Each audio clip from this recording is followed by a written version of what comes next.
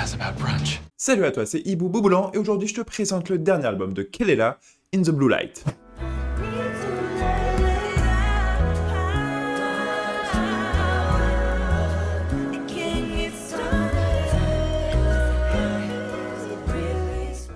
À New York, c'est gratte-ciel, Central Park, c'est hot dog et évidemment c'est club de jazz. C'est dans l'un d'eux et pas dans n'importe lequel que je te propose de faire une petite halte pour le nouveau disque de Kelela. Tu l'auras compris, c'est d'un album live que je vais te parler aujourd'hui, In the Blue Light de Kelela. Un disque enregistré dans le légendaire club du Blue Note. Parce que dans la série salle historique de jazz, le Blue Note il se pose là. C'est une salle qui a ouvert en 1981 et qui a vu passer les plus grands noms du genre. Ray Charles, Sarah Vaughan et tout le reste du gratin que tu peux imaginer. Et il continue bien évidemment aujourd'hui sa programmation, que ce soit en soirée autour d'un bon cocktail ou le dimanche midi autour d'un brunch. J'ai d'ailleurs eu l'occasion de le faire, je te déconseille Love Benedict. Et c'est donc dans ce lieu chargé d'histoire que Kelela a pu poser sa voix et ses musiciens le temps d'une résidence et de concerts en mai 2024. Parce que quand on parle de grande chanteuse, Kelela, elle a aussi quelques beaux arguments. Faut dire que tout ce qu'elle fait depuis sa première mixtape en 2013, suivi d'un EP et d'un premier album en l'espace de 4 ans, l'avait placée sur la carte des artistes R&B qui manient le genre comme pas grand monde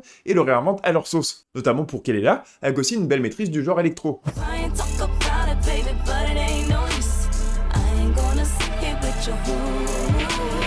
Après un début de carrière à toute berzingue, elle avait pris le temps de faire une pause de 5 ans avant de revenir avec son dernier album studio, Raven. Une pause salutaire qui lui a permis de produire un magnifique disque, un disque plus conceptuel que le précédent, mais pas moins passionnant.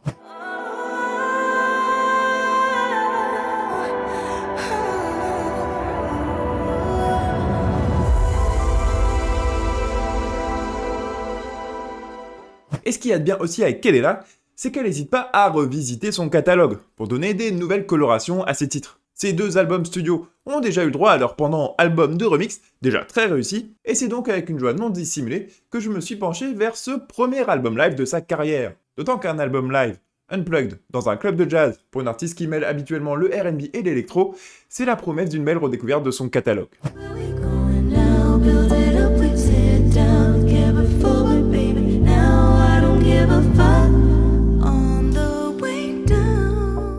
Et ça n'a d'ailleurs pas manqué, cet album il est véritablement sublime. Je t'avoue de base, j'écoute pas énormément d'albums live.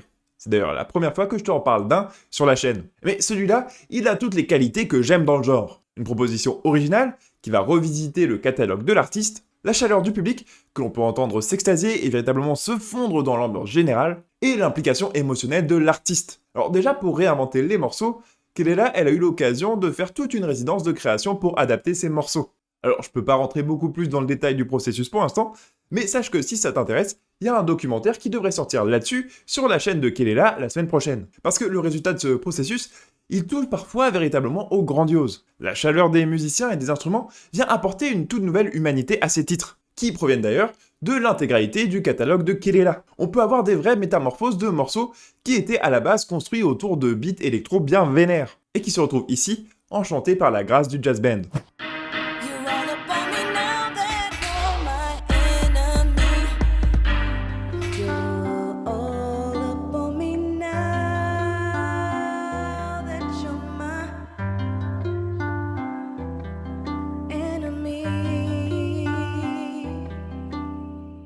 Et Kelela, non seulement sa voix elle semble taillée pour l'exercice, avec sa très belle tessiture et sa grande maîtrise vocale, mais en plus on sent bien qu'elle y prend un plaisir palpable. Plaisir notamment à s'inscrire dans l'histoire du Blue Note, mais aussi dans l'histoire de ses influences qui l'ont amené jusqu'ici. Entre les morceaux, elle a l'occasion de s'adresser au public, et notamment de raconter l'anecdote de sa première fois dans ce lieu, en tant que spectatrice à l'âge de 19 ans. C'était pour le concert de Amel Larrieux, concert enregistré secrètement sur cassette pour pouvoir le réécouter sur le chemin retour. Elle en profite également pour rendre hommage à d'autres artistes, notamment Johnny Mitchell, dont elle reprend la chanson Fury Sings the Blues,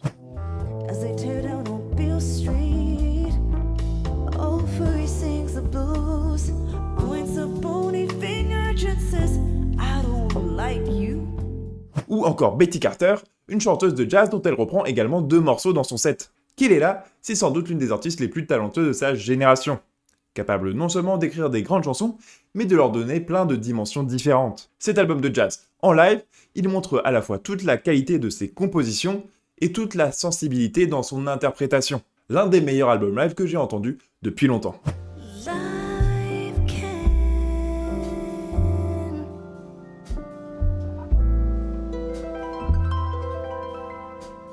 oh so stressful. Voilà, merci à toi d'avoir regardé cette vidéo. N'hésite pas à me dire ce que tu as pensé du disque dans les commentaires et à t'abonner à la chaîne. Tu peux aussi jeter un coup d'œil aux autres réseaux. Et en attendant, je te donne rendez-vous la semaine prochaine ici pour une nouvelle vidéo sur un disque qui est sorti ce vendredi.